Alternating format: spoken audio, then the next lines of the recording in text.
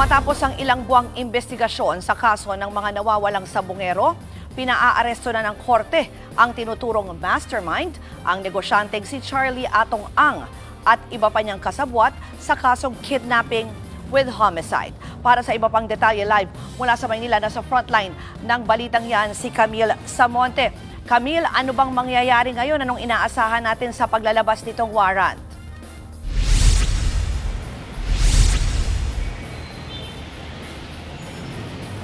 Ruth, 10 counts ng kidnapping with homicide at 16 counts ng kidnapping with serious illegal detention ang isinampa ng Regional Trial Court Branch 26 sa Santa Cruz, Laguna laban nga kay Atong Ang at 21 pa. Kaugnay pa rin niya yan sa kaso ng mga nawawalang sabongero.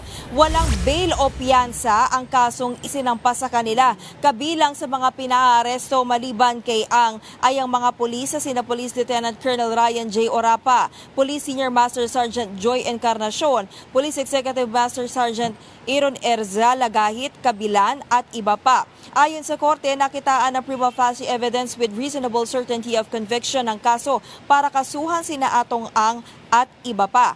Bago ilabas ng korte ang arrest warrant, naghain pa ng mosyon ng kampo ni Ang sa Department of Justice para nga iapila ang resolusyon ng panel of prosecutors. Pero hindi na nito napigilan ang pagsasampa ng kaso. Hinihingan pa natin ng reaksyon ang abogado ni Ang tungkol dito.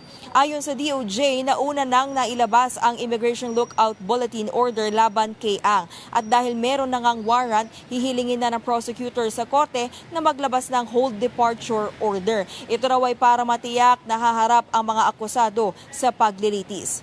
Ruth, inaasahan kung hindi ngayong araw ay ngayong linggo rin. Maisilbi nga ito nga arrest warrant kay Atong Ang.